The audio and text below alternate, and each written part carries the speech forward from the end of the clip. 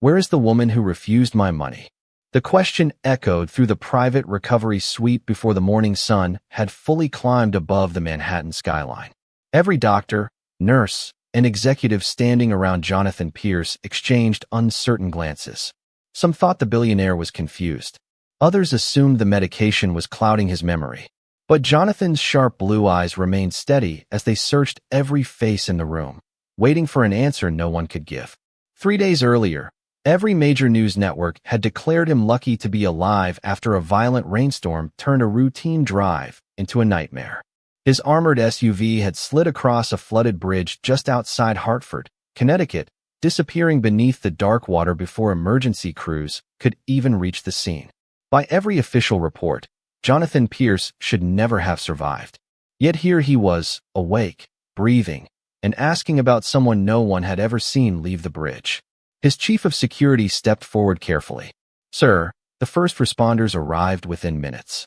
Jonathan slowly shook his head. "Not them." His voice remained calm, but every word carried unmistakable certainty. "Someone pulled me out before they got there." Silence settled over the room. Rain tapped softly against the tall hospital windows, as if the storm itself refused to leave. Jonathan closed his eyes, letting fragments return one by one. The crushing weight of icy water. The dashboard lights fading beneath the river. The pressure tightening around his chest. Then another memory. Small hands striking the side window. A face blurred by rain. Dark skin. Determined eyes. A woman calling to him with quiet confidence instead of panic.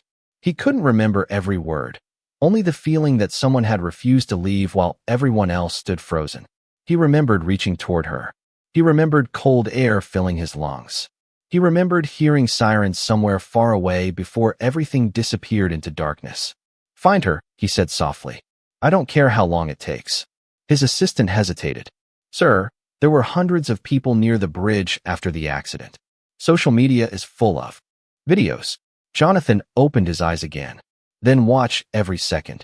At that very moment, nearly 100 miles away in a quiet neighborhood outside New Haven, Maya Brooks sat alone on the front steps of the small house she shared with her grandmother. Her work shoes rested beside her, still stained from muddy river water that refused to wash away. The early morning breeze carried the smell of wet grass as she wrapped both hands around a chipped coffee mug that had long since gone cold. Her phone lay silent beside her. No messages. No paycheck. No job. The hotel manager had called the previous afternoon to tell her position had been terminated after she failed to report for her evening shift. Maya hadn't argued. She hadn't mentioned the bridge. She hadn't mentioned the man trapped inside the sinking vehicle. She certainly hadn't mentioned that someone had offered her an envelope filled with cash while paramedics rushed around the scene. She had quietly smiled, wished the stranger a full recovery, and walked away before anyone learned her name. To her, saving a life wasn't something that deserved applause. It was simply the right thing to do. She believed she would never see that man again. She had no idea that at the exact same moment, one of the richest men in America had just ordered an entire corporation to find the woman who had disappeared into the rain. Maya Brooks had never believed that doing the right thing guaranteed an easier tomorrow. If anything, life had taught her the opposite. The little white house where she lived sat at the end of a quiet street lined with maple trees whose leaves still glistened from the passing storm. The porch steps creaked beneath her every morning as faithfully as the old grandfather clock inside the living room. She woke before sunrise every day, brewed coffee for her grandmother Eleanor, packed a simple lunch into a reusable container, and caught the 6:15 bus to the Harbor Crest Hotel nearly 40 miles away. It was a routine she had followed for almost 3 years without complaint. The paycheck was modest, but it covered groceries, prescription medicine, electricity, and just enough left over to keep hope alive. Eleanor often apologized for becoming dependent after arthritis made even ordinary household chores painful, but Maya always smiled and squeezed her grandmother's hand. "Families take care of each other," she would quietly say. "That is what we do." Long before she ever polished marble floors or changed bed linens, Maya had dreamed of becoming a nurse. She had completed 2 years of community college while working evenings at a neighborhood diner. But when Eleanor's health declined after multiple surgeries, Maya left school without hesitation. She promised herself she would return one day. That promise still rested inside an old notebook tucked beneath her bed, alongside textbooks she refused to throw away. Every now and then she opened the notebook, read the handwritten goals she had made at 20 years old, smiled softly, and closed it again without regret. Kindness had always come naturally to her because it was the language she had learned as a child. Her late mother believed every person carried burdens invisible to strangers, and she often reminded Maya that compassion cost nothing but could become priceless to someone else. Those words remained with her every time she greeted hotel guests with a warm smile, helped an elderly visitor carry luggage across the lobby, or quietly comforted a frightened child separated from their parents until the family was reunited. Most people never remembered the housekeeper who offered a reassuring smile. Maya never expected them to. She believed that goodness was not measured by recognition, but by consistency. The morning after losing her job, Eleanor noticed the folded uniform resting neatly on the kitchen table. She understood immediately without asking a single question. Instead, she reached across the table and covered Maya's hand with her own. "Something happened yesterday," Eleanor said gently. Maya looked toward the rain-speckled window for a long moment before nodding. "Someone needed help." Eleanor studied her granddaughter's tired face and smiled with quiet pride. "Then I already know you made the right choice." Maya lowered her eyes, blinking away the exhaustion she had carried since the bridge. She worried about rent. She worried about finding another job before the next utility bill arrived. She worried about disappointing the grandmother who had sacrificed everything to raise her. But she did not spend a single second wondering whether she should have walked away from that flooded bridge. Some decisions, she believed, defined who a person truly was. As the afternoon sunlight slowly pushed through the retreating clouds, Maya opened her aging laptop and began searching for housekeeping positions across Connecticut. Unknown to her, dozens of investigators, private security specialists, and corporate employees were beginning the exact opposite search, all looking for one anonymous woman whose quiet act of courage had already started changing lives far beyond her own. Jonathan Pierce had spent 30 years building a reputation that made people lower their voices the moment he entered a room. From the outside, his life looked flawless. Financial magazines called him the architect of a billion-dollar empire. Business networks praised his relentless discipline. Investors trusted his instincts enough to move markets with a single announcement. Yet the man behind the headlines rarely smiled anymore. The 48-year-old founder of Pierce Global Industries believed success came from preparation, control, and never allowing emotions to influence decisions. Every minute of his day was scheduled weeks in advance. Breakfast happened at exactly 6:30. Meetings began precisely on time. Even family gatherings were arranged around business obligations. Employees respected him, but few truly knew him. His headquarters overlooking the Hudson River reflected the same philosophy. Glass walls, polished stone floors, quiet hallways, and offices that seemed almost too perfect to belong to ordinary people. Conversations were measured. Smiles were professional. Every achievement was celebrated with another goal already waiting. Jonathan often walked through the executive floor without noticing the employees who stepped aside to let him pass. It was not cruelty. It was habit. Years of carrying impossible responsibilities had narrowed his world until only numbers, contracts, and deadlines remained. Those closest to him quietly admitted that the company had become his entire identity after losing his wife Emily to a long illness nearly 6 years earlier. Since then, work had become the safest place to hide from grief. Even his younger sister Rebecca sometimes joked that Jonathan trusted quarterly reports more than human beings. He usually answered with a polite smile before changing the subject. On the morning of the accident, Jonathan had been driving to a confidential meeting involving one of the largest acquisitions in company history. His board expected another flawless negotiation.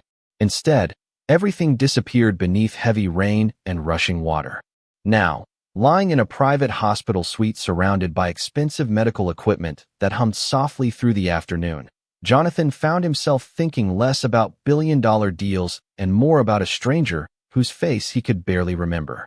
His security director, Michael Lawson, entered carrying a digital tablet filled with surveillance images collected from traffic cameras across Connecticut. Hundreds of vehicles, dozens of witnesses, countless blurry recordings from cell phones.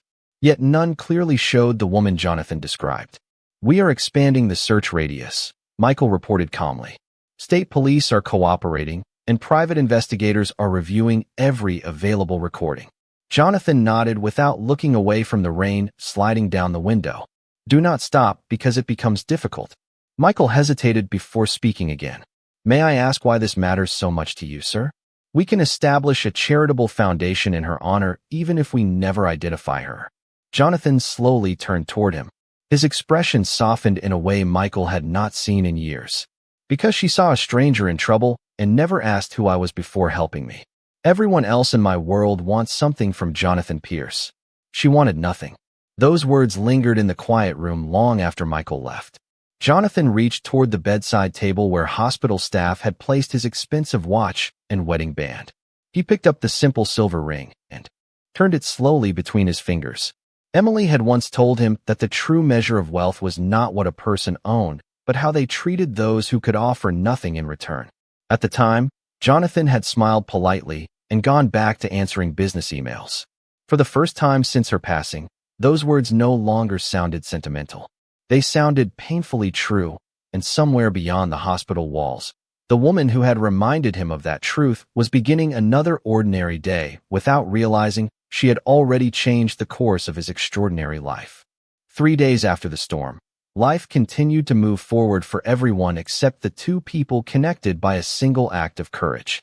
Maya Brooks spent the morning walking from one hotel to another, carrying a neatly organized folder filled with references, certificates, and a resume that reflected years of dependable work.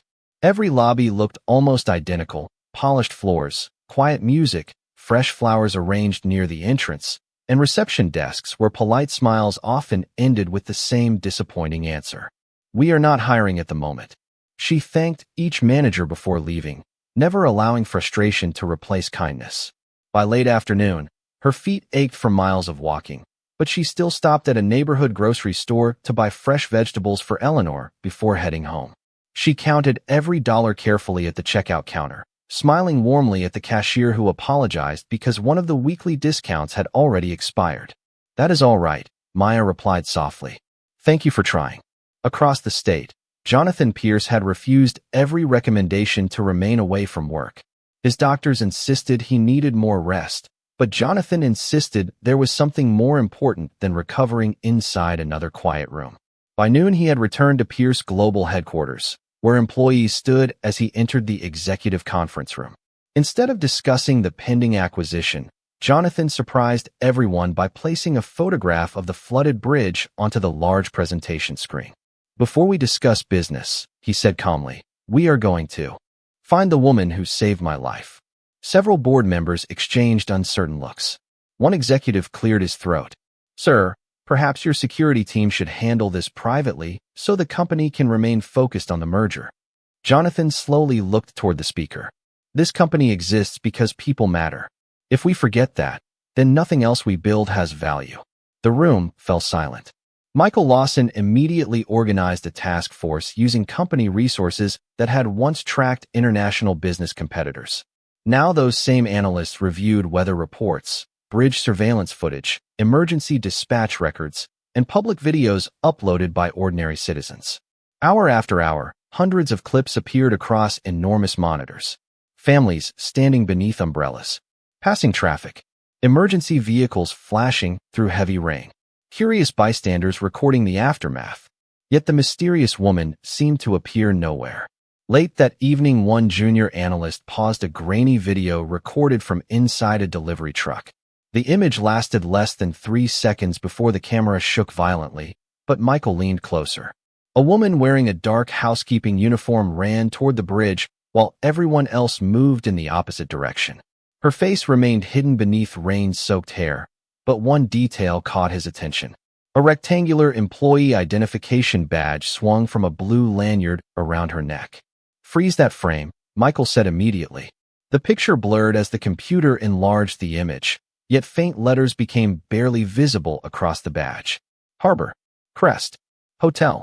Michael's heartbeat quickened. It was the first real clue they had discovered. Less than an hour later, Jonathan received the update in his office overlooking the glittering skyline. He studied the frozen image in complete silence. The woman remained little more than a shadow surrounded by heavy rain, but something inside him recognized the determination captured in that single moment. She was not running away from danger. She was running toward someone who needed help. Jonathan closed the tablet gently and looked out across the city lights reflecting against the river below. Somewhere beyond those lights, the woman who had quietly disappeared after changing his life was probably preparing another simple dinner, worrying about bills instead of recognition, completely unaware that one blurry photograph had just become the beginning of a search that would soon bring two very different worlds together. The following morning, Michael Lawson drove to Harbor Crest Hotel before sunrise, carrying nothing more than the blurred photograph and a quiet determination to finish what Jonathan had started. The lobby was peaceful, filled with the soft fragrance of fresh coffee and polished wood. Morning light stretched across the marble floor, while a few early travelers rolled suitcases toward the front entrance. Michael introduced himself politely to the hotel manager and explained that he was searching for a woman who had helped save a life during the recent storm. The manager glanced at the photograph for only a second before recognizing the familiar blue employee lanyard. "That was one of ours," he admitted, lowering his voice. "Her name is Maya Brooks." Michael felt a surge of relief. After days of searching, the mystery finally had a name. "May I speak with her?" he asked. The manager looked uncomfortable. "You cannot." Michael frowned slightly. "Is she off today?" The manager hesitated before answering. "She does not work here anymore."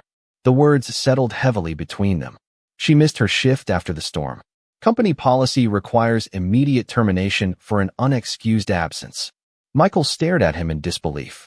"You fired the woman who risked her own safety to save another human being?" The manager shifted awkwardly behind a reception desk. "Policies are policies. We cannot make exceptions." Michael thanked him politely, but as he walked back toward the entrance, he found himself thinking less like a security director and more like an ordinary person. Somewhere in the city, the woman Jonathan wanted to thank had lost her livelihood because she chose compassion over a work schedule. Less than an hour later, Jonathan listened quietly as Michael explained everything inside the executive office. No one interrupted. No one answered emails.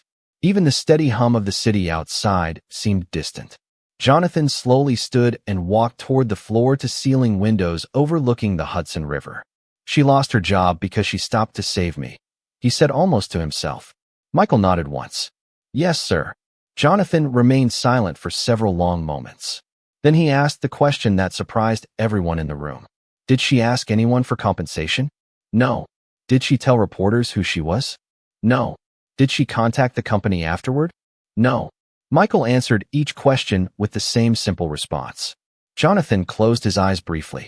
Every answer painted a clearer picture of someone completely different from the people he encountered every day. She had expected nothing. She had asked for nothing. She had disappeared without waiting for recognition.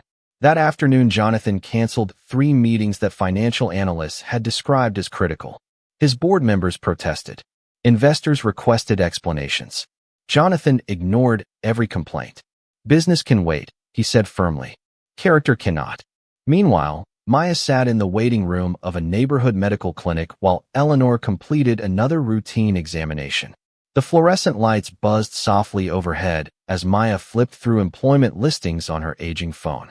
Most openings required experience she already had, yet every application ended the same way. "We have selected another candidate."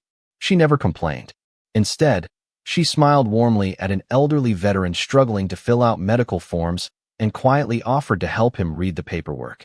When the nurse called his name, the grateful man thanked her with tears in his eyes. Maya simply wished him well before returning to her own chair. She never noticed the woman sitting across the room recording a short video message for her sister. The camera briefly captured Maya helping the stranger without expecting anything in return. By evening, that harmless recording would appear online, viewed only a few hundred times at first.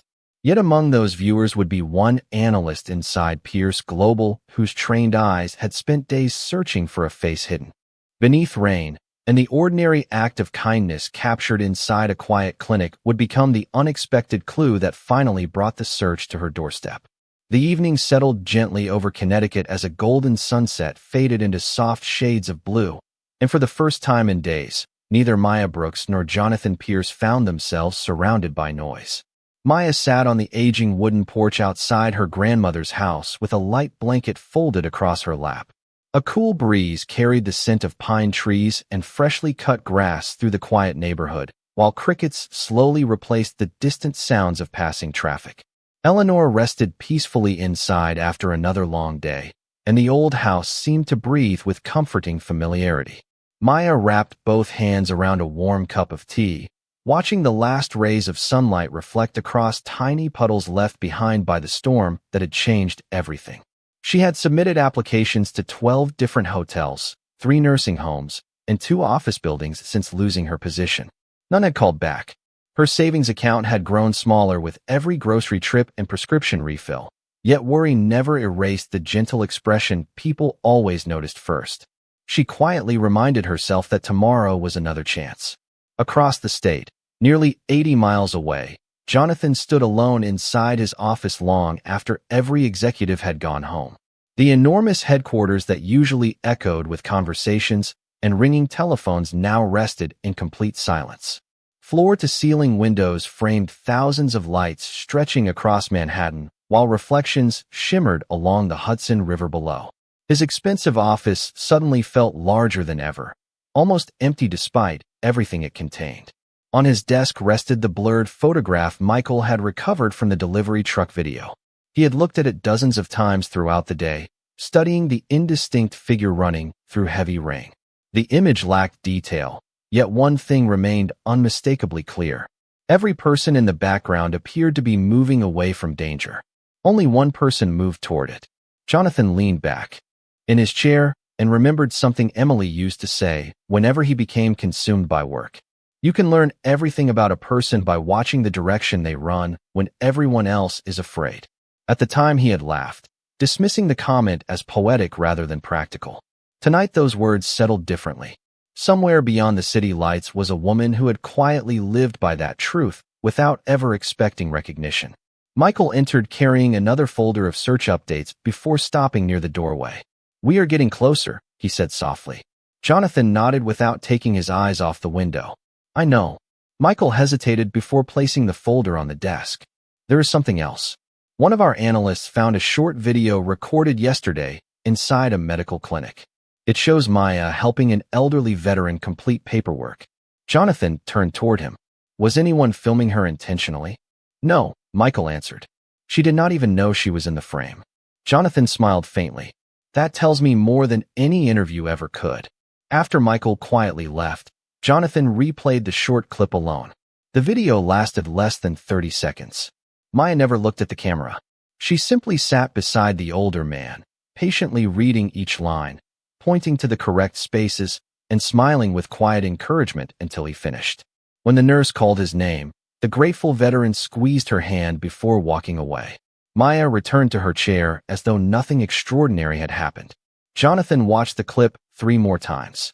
He realized she behaved the same way when no one was watching as she had on the bridge, when every second mattered. Meanwhile, back on her porch, Maya looked up as the first stars appeared above the treetops. She whispered a short prayer, asking only for strength to keep moving forward and for the stranger she had rescued to enjoy the life he had been given another chance to live. She smiled peacefully, unaware that the very man she prayed for was looking at her face for the first time, and in the stillness shared beneath the same evening sky, 2 lives that had briefly crossed in the middle of a storm were quietly moving toward a meeting that neither destiny nor gratitude would allow to be delayed any longer. The next morning began with the gentle sound of birds settling on the maple branches outside Maya Brooks's home, but before she could finish pouring coffee for Eleanor, a black sedan rolled quietly to the curb. It was unlike any vehicle that had ever stopped on their street, polished, elegant, and almost out of place among the modest homes with weathered porches and white picket fences. Maya glanced through the kitchen window, assuming someone had taken a wrong turn. A moment later, there was a soft knock at the front door. She opened it carefully and found Michael Lawson standing with a respectful smile, dressed in a dark suit, but carrying himself with none of the arrogance she had expected from someone representing a powerful corporation. "Miss Brooks?" he asked politely. Maya nodded. "My name is Michael Lawson. I work for Jonathan Pierce." He has been searching for you. Maya looked surprised but remained calm. Searching for me? Michael handed her a small tablet. On the screen was the blurred image from the bridge, followed by the short clinic video where she had quietly helped the elderly veteran. Mr. Pierce remembers what happened that day, Michael explained. He never stopped looking. Maya lowered her eyes for a moment before returning the tablet. I am glad he is recovering. That is enough for me. Michael smiled gently. I had a feeling you would say that. He then reached into a leather folder and removed another document. It was not a reward, not a check, and not a legal agreement. It was a timeline prepared by Pierce Global's investigators. As Maya scanned the pages, her expression slowly changed. Every place she had volunteered over the last 10 years appeared there. The neighborhood food pantry where she packed groceries on Saturday mornings. The public library where she read books to children every summer. The church shelter where she quietly served holiday dinners. The free blood donation drive she attended several times each year. None of these acts had ever been posted online by Maya herself. They had only been discovered because investigators spoke with dozens of ordinary people who all remembered the same woman. Michael watched quietly as she reached the final page. Mr. Pierce expected to find one heroic moment, he said softly. Instead, he found an entire life built on kindness. Maya looked embarrassed more than proud. Those were small things, she answered. People helped my family when I was younger. I just tried to do the same whenever I could. Michael shook his head with quiet admiration. To the people you helped, they were not small. He then told her something she had never expected to hear. During the investigation, Jonathan had personally visited the bridge again. He had spoken with emergency responders, delivery drivers, and nearby residents. One retired firefighter remembered seeing Maya refuse an envelope filled with cash before quietly walking away in soaked work clothes. Another witness recalled her asking only one question before leaving. Is he going to be all right? She never asked who he was. She never asked what he owned. She only cared whether he would live. Michael looked directly at Maya before speaking again. Miss Brooks, Mr. Pierce does not believe you changed his life because you saved him from the river. He believes you changed his life because you reminded him what a truly good person looks like. He would like to meet you today if you are willing. Maya looked toward the living room where Eleanor smiled warmly from her favorite chair, having quietly listened to every word. Eleanor gave a gentle nod without saying anything. Maya took a slow breath, picked up her light jacket, and softly closed the front door behind her, completely unaware that the meeting waiting ahead would reveal a truth even Jonathan Pierce himself had not yet discovered. The drive to Pierce Global headquarters felt strangely quiet. Maya watched the Connecticut shoreline disappear behind them as the highway stretched toward Manhattan, where steel and glass towers gradually replaced quiet neighborhoods and tree-lined streets. Michael spoke only when necessary, sensing that Maya preferred silence over conversation. She looked out the window, wondering why a man she had never truly met had invested so much time searching for her. She still believed he intended to thank her, perhaps offer a reward she already knew she would decline. When the black sedan finally entered the underground garage beneath the towering headquarters, Maya stepped out slowly, adjusting the sleeves of her simple navy cardigan. Employees passing through the lobby glanced toward her with polite curiosity before returning to their busy routines. She felt out of place among tailored suits and polished marble, yet she walked with quiet confidence, carrying herself exactly as she had while cleaning hotel hallways or comforting strangers in waiting rooms. Michael led her to the executive floor, where Jonathan Pierce stood alone beside the floor-to-ceiling windows overlooking the Hudson River. When he turned and saw Maya enter, neither of them spoke for several seconds. Jonathan slowly crossed the room until they stood only a few feet apart. His voice was softer than Maya expected. Thank you for coming. Maya smiled gently. I am glad to see you standing. Jonathan looked at her with unmistakable gratitude. That is because you refused to walk away. He reached toward his desk and lifted a thick envelope before extending it toward her. This cannot repay what you did, but I hope you will accept it. Maya glanced at the envelope without touching it. She already knew what was inside. She slowly shook her head. I cannot. Jonathan looked surprised. You lost your job because of me. Please.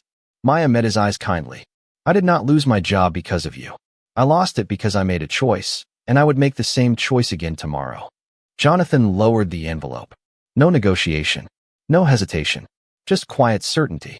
He had spent his life surrounded by people eager to accept opportunities, gifts, investments, and favors.